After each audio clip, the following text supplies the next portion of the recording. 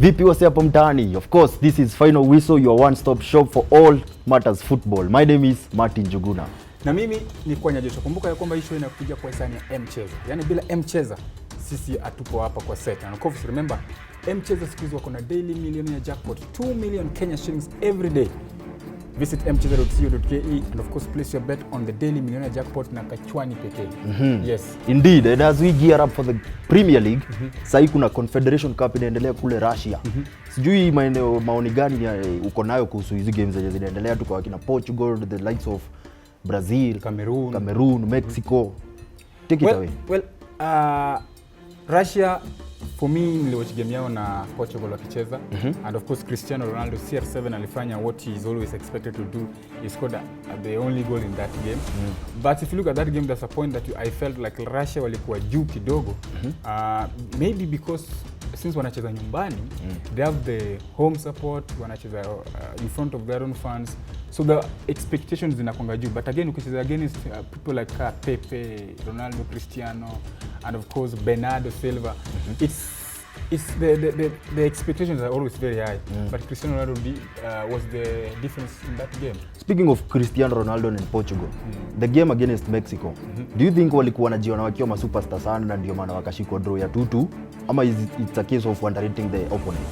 Well, oje Mexico pia wako na their hitman in the name of Chicharito. Sure. Mtu ambaye pia tumemwona akicheza Manchester United, akachezea kule pia Ujerumani with Bayer Leverkusen. Of course pia Real Madrid. Yes, Cristiano Ronaldo. You can't say ilikuwa ni underrate Mexico because Cristiano Ronaldo kivyangu maybe alikuwa bado na bask into the celebration mood baada kushinda UEFA Champions League na Real Madrid.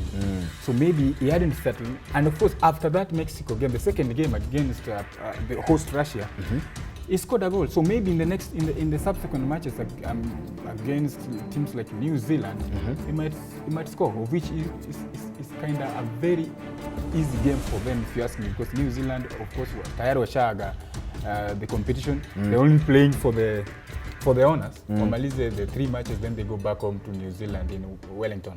Yes. And okay. Of course, apart from Real Madrid's Cristiano Ronaldo, Portugal, we also have African representative Cameroon. The indomitable lion. How do you see them so far? Well, because they played the first game, wakapigwa na Chile 2-0. Okay.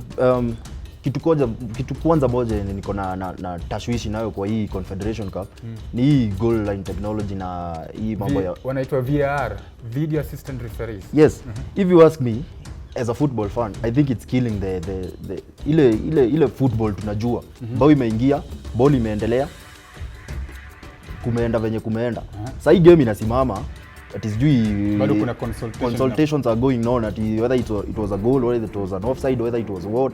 So Cameroon being the only African team kwa hii Confederation Cup, I think it's pressure iko kwa wingi, kwa sababu because they represent the entire continent. Exactly. Na wakienda kuface team ka Chile, unaona pale Vondari kuna kina Vargas, the likes of course Arsenal star Alexis Sanchez.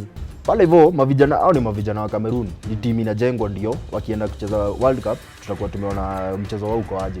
So putting all that into consideration, there will be a lot of pressure for them to perform. So they're going to qualify for the semi-finals from the group to the semi-finals. Well, being an African, that group B, kuna Germany, kuna Chile, kuna Cameroon, and of course the other team. So do you think they have what it takes to proceed from that group? Because it's a very tough group. Any team has what it takes. All they have to do is believe in themselves. But believing in yourself, unajua pia na kuna teams zenye zinacheza mpira wa hali ya juu. Speaking of, umesema Germany, the current world champions. Inakuwa ni ngumu kwao. But mimi being an African, of course, I'll rally all my support behind them. Na nitakuwa na kado kidogo pale hivyo, hoping for them to make me some money. So next game Cameroon akicheza na Australia. Yes, that when will they play Australia, today 6 p.m. Do you think they will beat Australia? Well, Australia is because Australia is representing Asia. Yes. Will they beat Australia?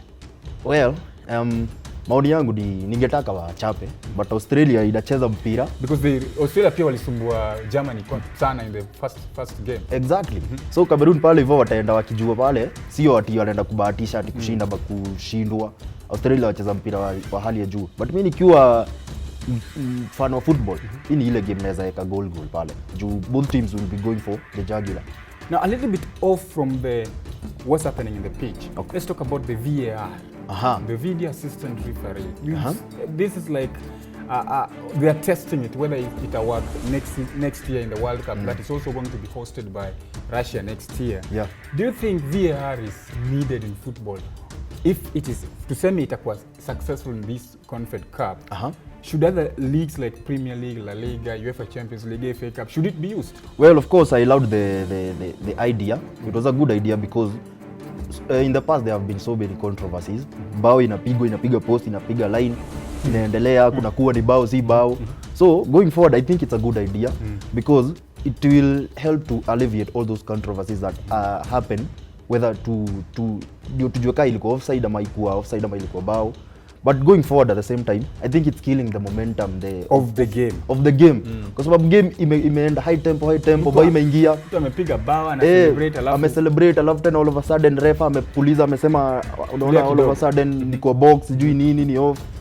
Unakuta mafans wanashindwa kwani what is not happening? So I think even with the VAR being commissioned and being tried out, I think there are so many things that have to be factored in before it becomes into full effect. Kwa sababu kusimamisha mpira hivyo bila kwanza kujua what is happening, I think it's killing the momentum of football na ile passion, unaona. But it's a good idea because in the future it's going to alleviate all those controversies that happen.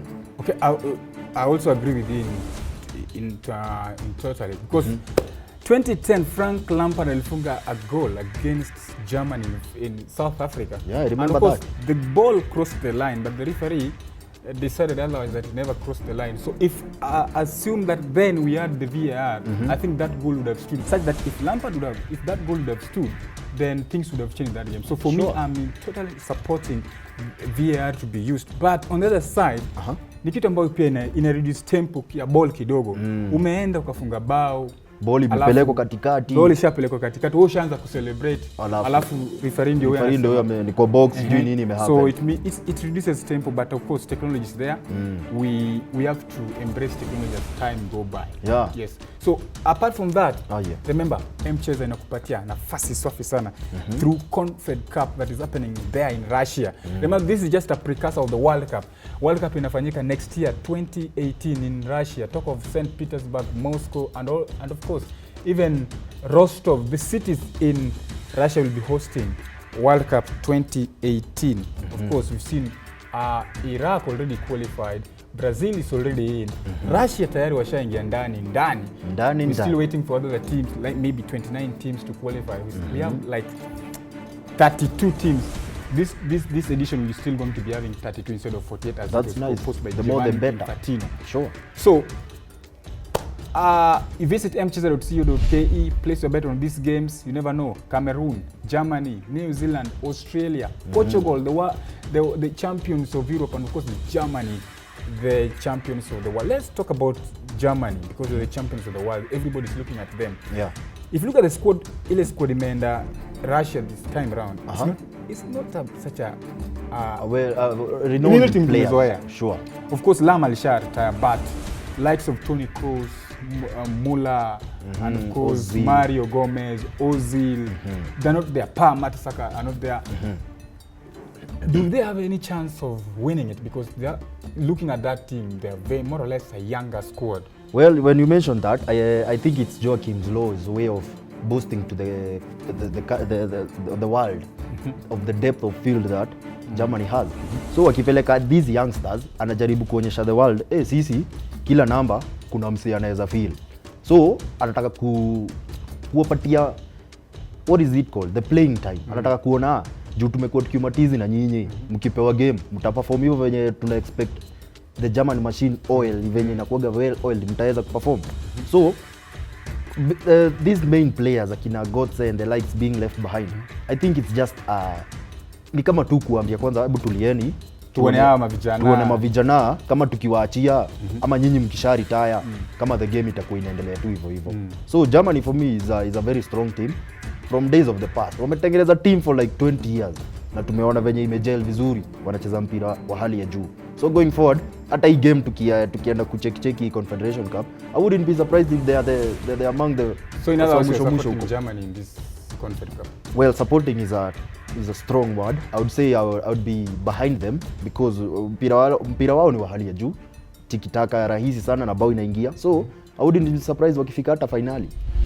Alright, Martin anasema ya kwamba he won't be surprised akiona Ujerumani, the world champions, in the finals of the FIFA Confederations Cup that is going on in Russia. For me, ukiniuliza, I'm seeing Chile, the representative of South America, lifting the trophy because they have, should I say, more or less an experienced side. Sure. Talk of Arturo Vidal, talk of Alexis Sanchez, and of course Vargas.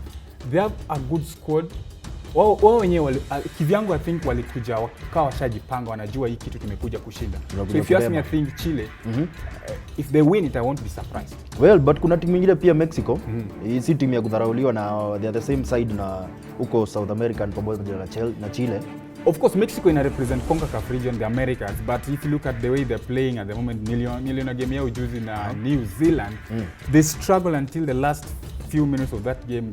That's when Peralta scored a goal the winning goal in that game. So they kind of struggle, if you ask me. Even the first game, of course, it was a bigger game for them against Portugal, but they've been struggling a little bit. If they play like that, but of course, this is cup competition where you find the team that struggles most end up winning it. Remember Portugal in the Euros 20 in France this year, they were nowhere to be seen. In fact, in the group stages, they never won a game in open play, but they ended up winning the whole competition. The Euro. So I think even if they struggle, they might even surprise people because they have Chicharito, Peralta, people we always know to. They can be relied on. They can rely on to bring the results. So they might even go all the way to the semi-finals and even a final. Okay. Yes. Okay, hapo mtaani Joshua amesema mambo za kustruggle. Wewe usistruggle. Just go to mcheza.co.ke. Pale ndani kuna all the best odds. Sahi daily millionaire jackpot stands at 2 million Kenya shillings. All you have to do is use 50 shillings. Play 7 matches on all those jackpot games, and who knows, you might be the next millionaire. Alright, sasa wacha tukapunge unyunyu. Ndio wanasema Waswahili. Twende break, tukirudi tunataka kuangazia English Premier League. I know it's still early to talk about the Premier League, but of course juzi tuliona the English Premier League fixtures zilitolewa 2017-2018. We want to see Chelsea wanaanza na nani because wao ndio mabingwa watetezi. Arsenal wataanza na kina nani? Manchester United. Remember, tayari washam release Zlatan Ibrahimovic. How will they cope up without Ibra next season? This is when we return.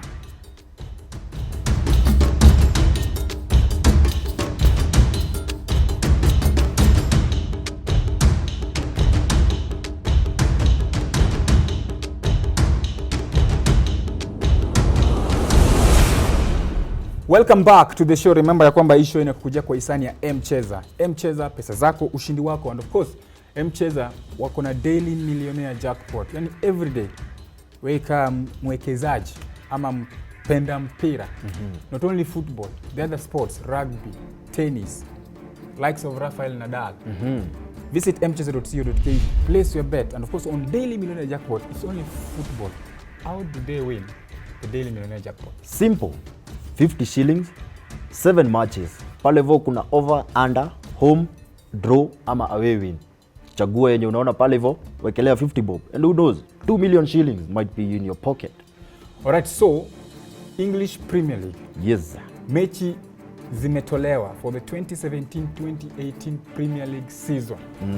And of course, I know it's very early because we still have like 52 or 53 days to go for us to start the league. Remember, the league season starts on the 12th of August. Sure. That is like after 4 days of Kenyan, baada sisi kuenda pale kwa debe. Now, Chelsea, mabingwa tetezi wa English Premier League. Of course. Wanaanza ligi. Against Burnley. How do you see them? I know you wanted me to give my own opinion on this. But of course, I will throw it to you. How do you see Chelsea starting at home na Burnley? First thing, Antonio Conte renewed his contract, meaning his first stint at Chelsea was good mpaka manager the owner akasema wacha udadie endelee. Conte came with a rotational format, the from 4-4-2 to 3-4-3. Exactly, and that worked out really good for him.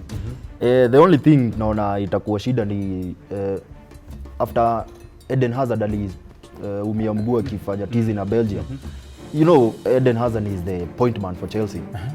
Of course, there are other guys akina N'Golo Kante, Willian, Cesc Fabregas, Pedro. Sao Costa kidogo waliachana, ni kama anasemekana tawala. Kuna issues na Costa exactly at the moment.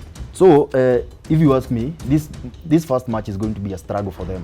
Ni ile unasikiaga Chelsea imeshinda 1-0 dakika ya 80 because if you put all this pia watakuwa na ringa ile we are the champions tulibeba. So wacha tuingie kwanza na airs. Burnley pia itakuja zile za hii ni game yetu ya kwanza, wacha tuchukue first points teke tukiendelea. So if you ask me, Chelsea is going to struggle, but having showed a very good game in the past season, well, I pit for them to kuichukua tu because Conte is serious. He has shown system amekuja nayo akachange, game ime-improve, and the guys are banging goals left, right and center. So Chelsea all the way. Hii game ingechezwa tough more, I think I would have a different opinion.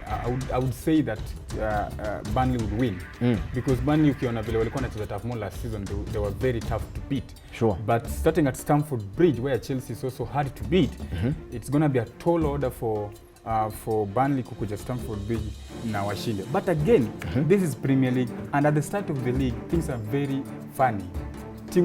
Hizi timu kubwa Wolves zinapigwa left, up and down. So for me, it's a tough one because it depends on how Chelsea are also going to play in the pre-season that is coming up in July.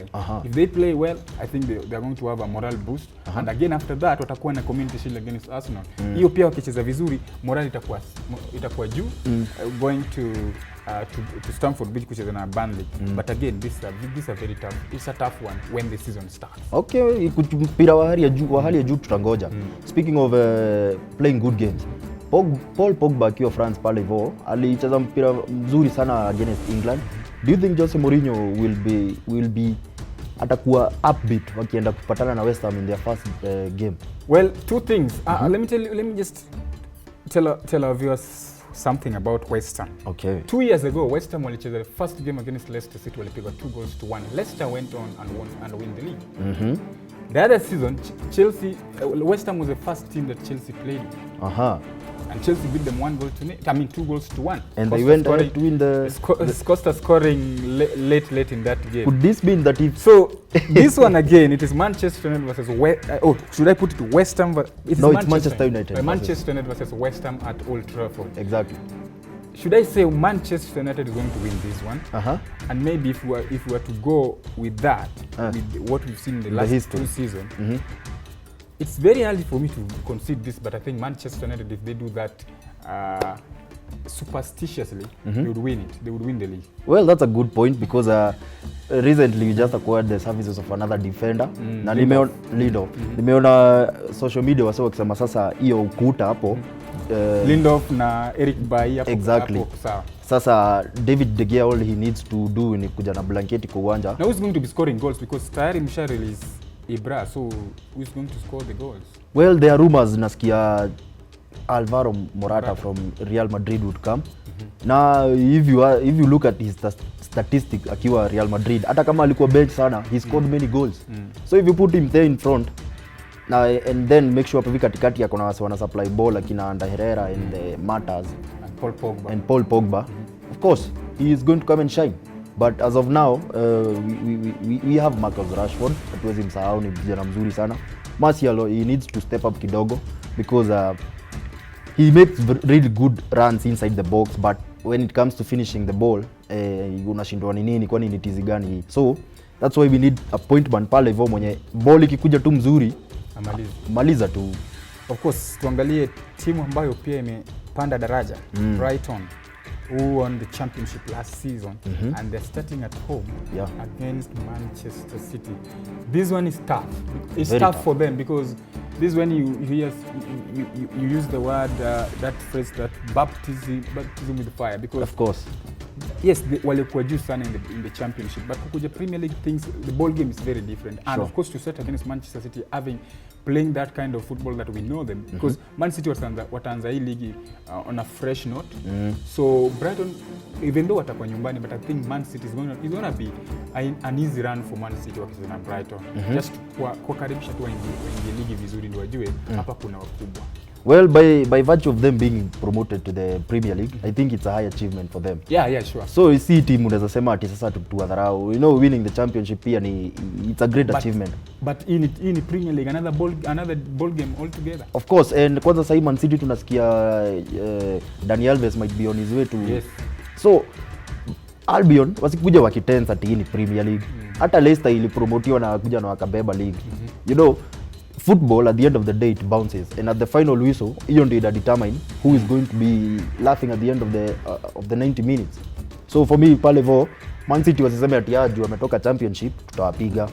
Game ni game, dakika 90 zina determine. We shall see them in the Premier League, we have seen them in the championship, so the first game is going to set pace for them. Alright, Martin anasema ya kwamba Brighton wasiogope wakikuja Premier League because they have 38 matches to play in the Premier League. Even if they lose against Man City in the first game, all is not lost. And of course, acha sasa tutoke Man City na Brighton, tuingie Emirates Stadium, Arsenali na Leicester City.